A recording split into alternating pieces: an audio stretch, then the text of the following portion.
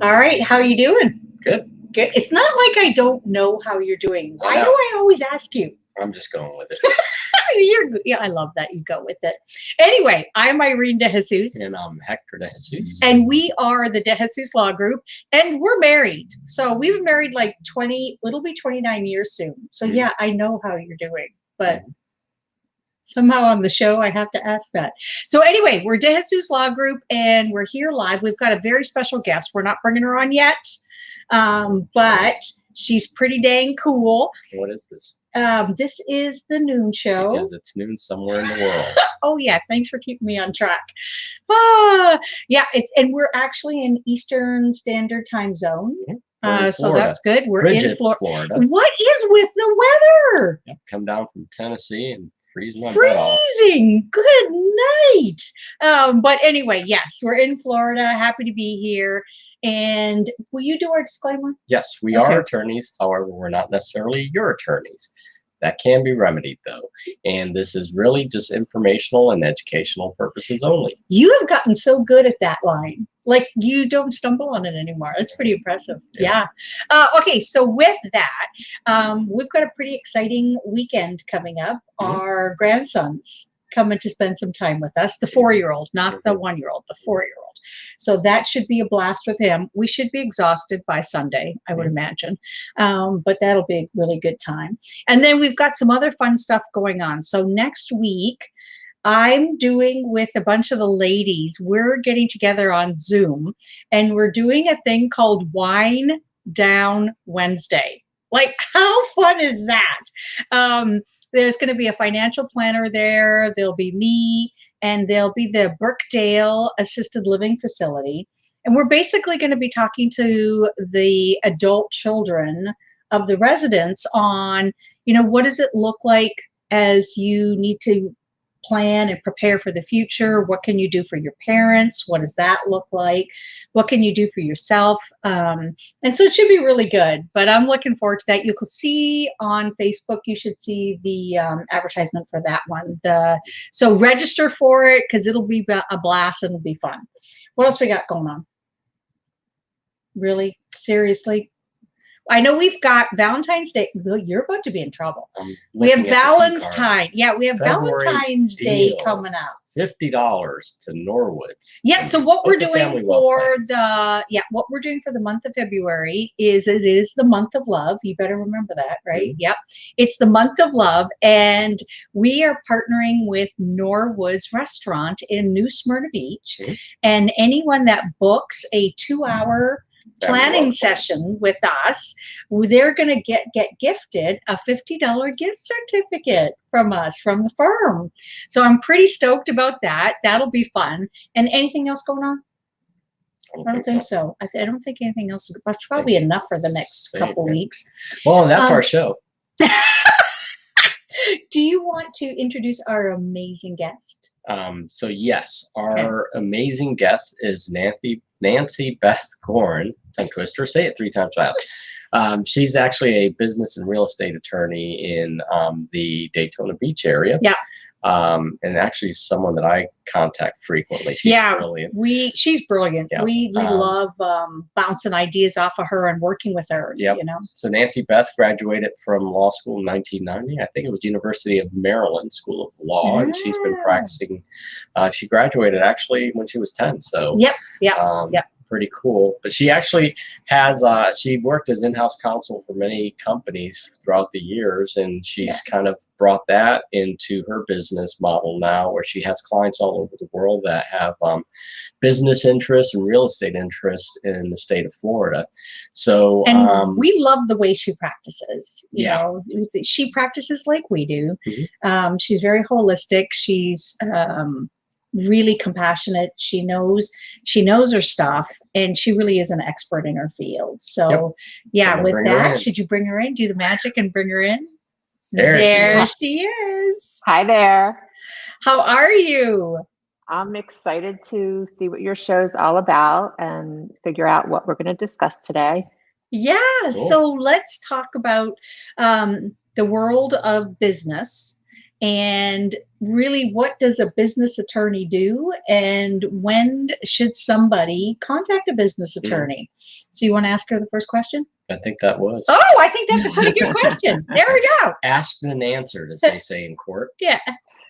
Well, of course, my philosophy is that businesses always need an attorney, and they need an attorney throughout their business life. So starting before they even create the entity and figure out how it's all going to work, they need an attorney. I had a client actually a couple of years ago. There were 4 different owners. And for 3 or 4 months, we worked on what the operating agreement was going to look like. We were back and forth. And they finally realized after that period of time that the business wasn't going to work the way that they had envisioned it. And they ended up not doing it. So it's important, even before you get started, to go through all of the things that your business might need. I do it for my clients. I call it a strategic consultation. And we go through all of these different areas. It's basically just giving them things that they need to think about. And then they can move forward and have me create whatever it is they need done for their business. But there are various times throughout a business that they will also need to see an attorney, not just before the business starts, obviously before you're closing the business. When you're borrowing money or you want to borrow money, that's a good time because you can discuss how you're going to structure the financing. For example, you could go to an institutional lender. You could have some of the owners contribute the money. Anytime that there's a change in ownership, or you want there to be a change in ownership. So if you want to get rid of one of the people that you own the business with, that's a good time to talk to an attorney. And that happens, right? I mean, Nancy Beth, that's just, I don't think people go into business with the mindset of understanding at some point they're either going to want to make big changes or they're going to want to exit, right? It's like right, and they need to plan for that. Right. They need to plan, and it's not just, okay, well, I invested, $30,000 in this business and I want to leave it. I can take that $30,000 and leave. No, it doesn't work like that. That's one example. Another time a business, what, do you have a question, Irene? I was going to say, Nancy Beth, who is your ideal client? Who do you really love working with when it comes to business? I love working with businesses that have multiple unrelated owners because it's a matter of hashing out how everything works. I also like businesses that where there are investments involved, whether it's investment in real estate or they're getting an SBA loan. I like to work with businesses like that.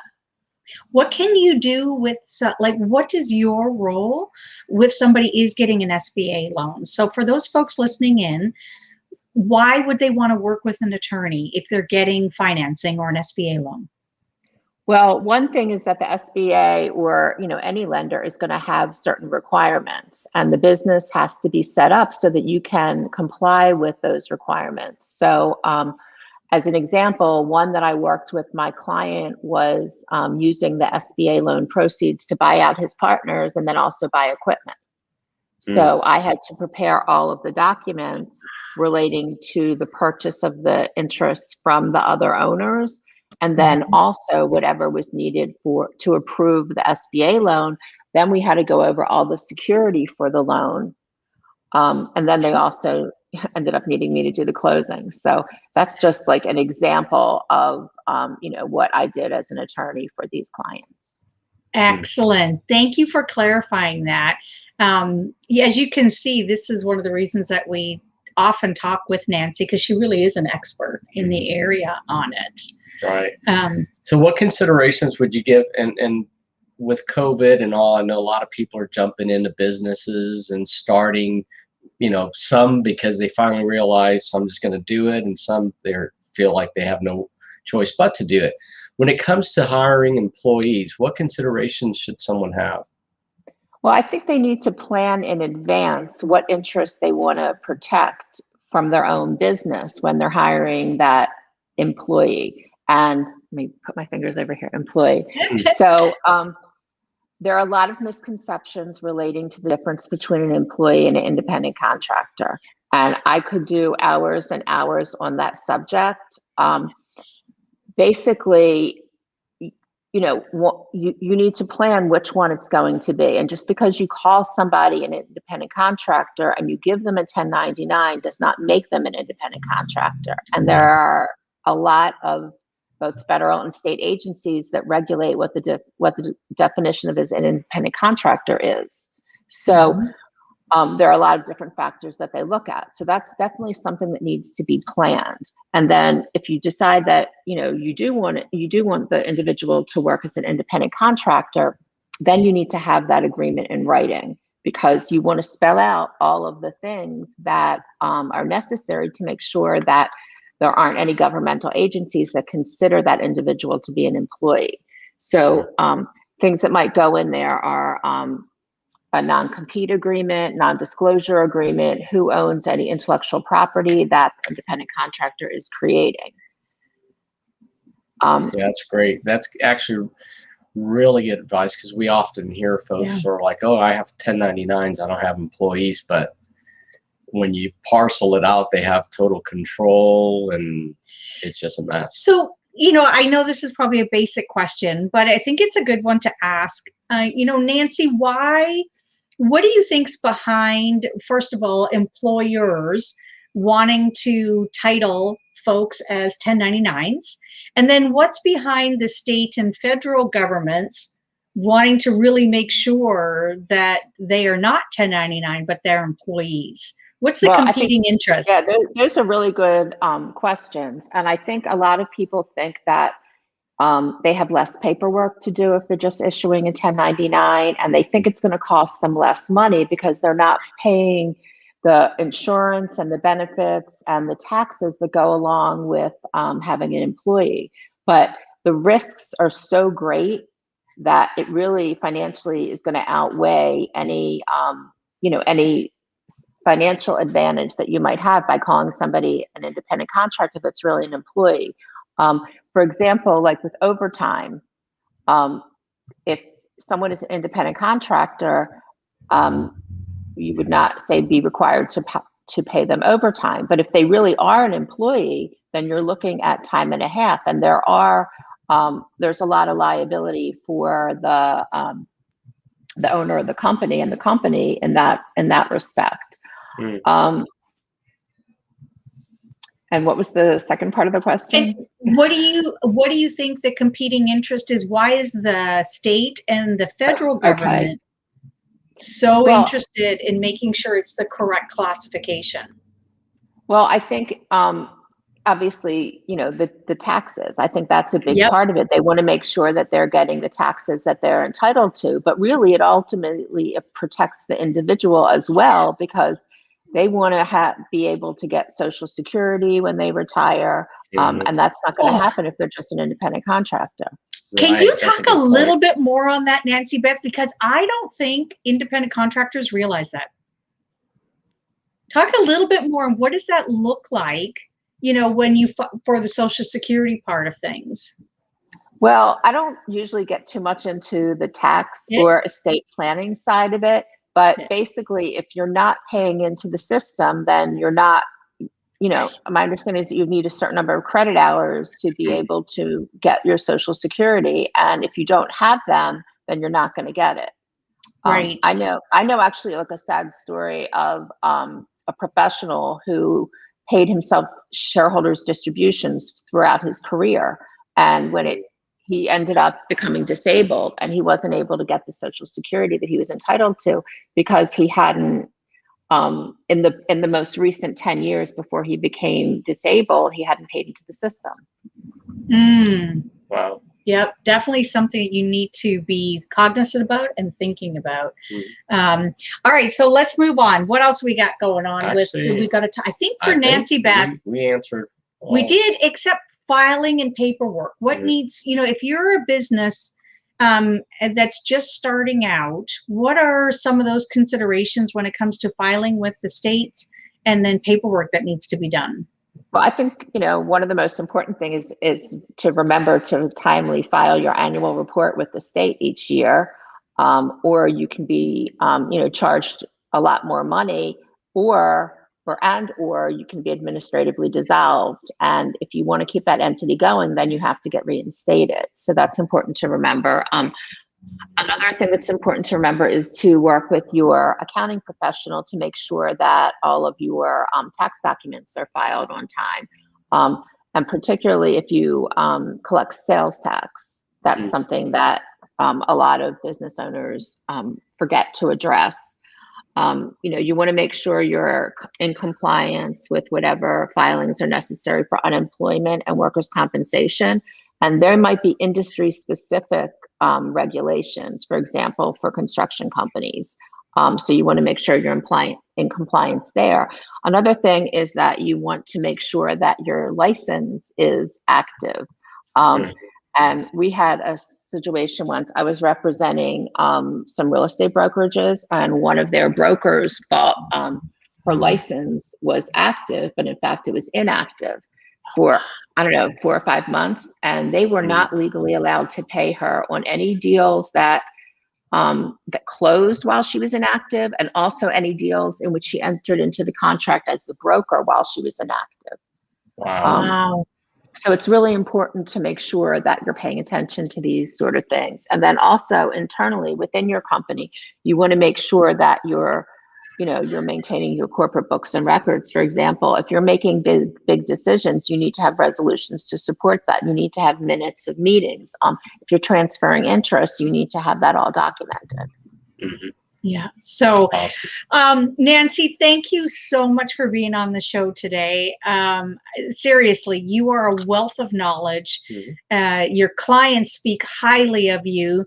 For any of our viewing audience that feels like they need to get in contact with Nancy Beth, I know Wynn, our producer, she will have all of Nancy's contact information in there, and feel free to reach out to her, because she really is one of the top folks in this part of the industry doing this work. So thank you for being with us. Thank you so much for having me. I thought it was a lot of fun, and I guess I'll be talking to you both soon on some of the matters that we're working on together. Yep, exactly. All right, take care, my dear. Bye-bye. Bye. She's a rock star. Yeah, she's awesome. She actually is someone that I'll call when I have some clients matters that kind of intersect, and just to be able to have that resource, have her as a resource is just great, because she is very bright. She is. She really is. So glad to call her a friend and a colleague. All right, what else we got going on? So just as a wrap up, we've got Wine Down Wednesday. Can't wait to do that. That's going to be a blast. It's going to be on Zoom. It's a virtual event. You have to register for it. I know Wynn has probably already got the link in the chat. So definitely register for that. I think that's going to be fun. Make sure you have your own adult beverage with you as we do this on Wednesday. I think it's at 6, or is it 6:30? I can't remember. I think it's at 6. When we'll know, it's all in there. But you do have to register for it. And then remember too, February is the month of love, and we will be doing a special promotion where anyone books a 2-hour session with us, $50. They're going to get $50 to Norwood's, Norwood's restaurant. That place is romantic. It's fun in New Smyrna Beach. House. With the lights and all. Yes, it's fun. So I'm booking the planning session just to get $50 off. Oh, is that where you're taking me for Valentine's? Who knows? Oh, it's a surprise. All right, with that, we're going to sign off, because we have to get ready for our grandson. We have got to get some energy up and ready for that little boy. Got a nap. We got a nap. All right, y'all, have an amazing weekend. It's coming. It's coming. Here it comes. Go Cubs. Go Cubs. Have an awesome weekend. And oh my gosh, Tom Brady's in the football thing, the playoffy things. Is he in the playoff or the final thing? The Super Bowl. He's in the Super Bowl. Tom Brady. All right, bye, y'all. Have an amazing